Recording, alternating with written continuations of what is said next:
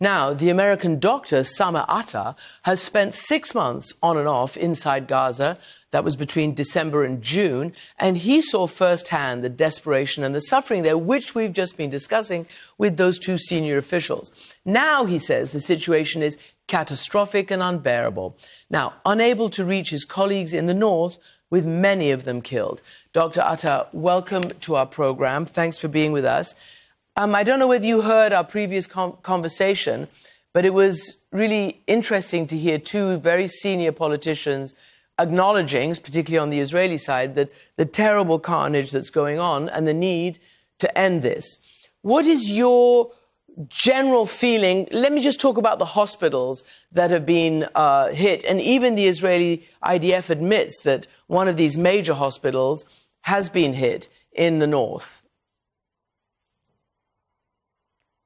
Yeah, I think it's a breath of fresh air to see that kind of dialogue. But the reality of the situation now is that it's the death and the horror and the suffering is still ongoing. There are hospitals with patients who are dying. There's no food, no fuel, no water, no medicines, no advanced CT scans or MRIs, no gowns, no gloves, no equipment.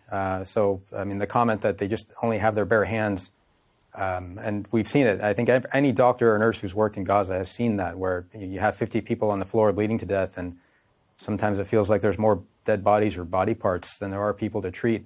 And you don't really feel like you can be a good doctor or a good nurse because there are just so many people to help, and you can't get to all of them. And we're seeing, as you speak, some of the video that you've provided from your time there. So the last time you were there, I believe, was in June. So that's about 6 months ago. It was the height of the summer. There were all sorts of, not just the killings from the military offensive, but also there was lack of water, lack of food.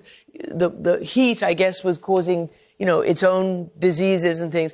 Can you just walk us through what you had to deal with and what Gaza was dealing with last time you were there? I mean, I'm lucky in that I get to come home to Chicago. But one day in June, we had 350 people killed and about 700 wounded in 1 hour, and the hospitals were just overrun. And the local Gazan staff, I mean, we worked for 3 nights straight.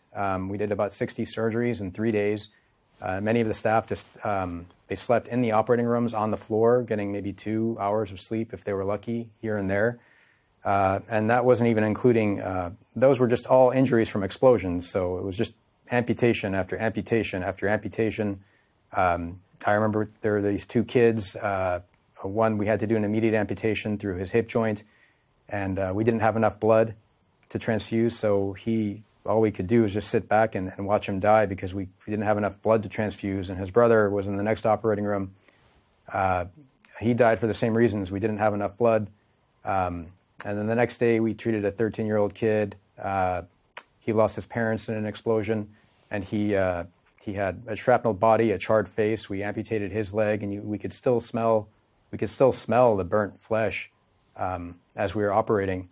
And those were just the injuries. That didn't include all the patients that were in the hospital from starvation or malnutrition, just due to lack of food and lack of water. So every day felt like a horror show. Every day my scrubs were soaked in blood.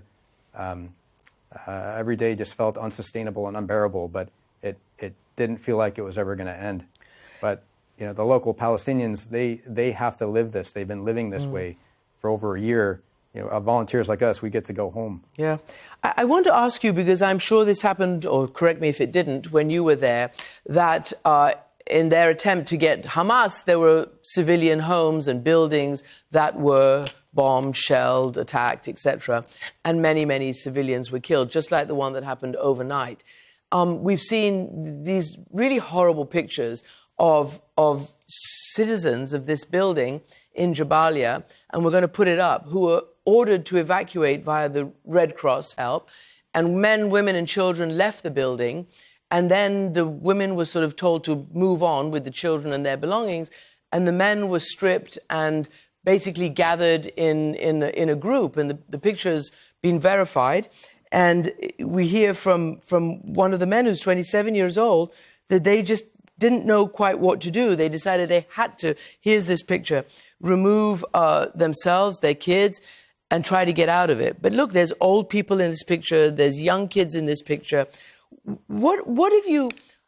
Did you ever come across that? These men who were sort of separated and then sent through, I guess, metal detectors or whatever it might be, but kind of humiliated the way they're sitting there in the cold and the freezing cold now.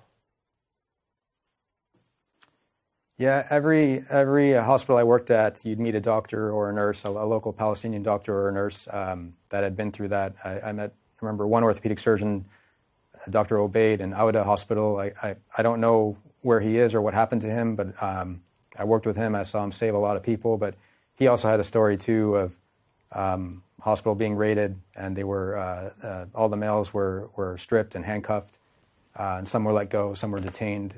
Some of the surgeons I worked with, I just haven't been heard from. So I never witnessed that, but every doctor and nurse that I worked with had a story of that. Yeah, I mean, the pictures are really, really unbearable. And I want to know what you sort of kind of alluded to it, but are you able to be in contact with any of the people, the doctors you knew from when you were there? Do you know specifically what they're going through right now in terms of being able to do basic first aid?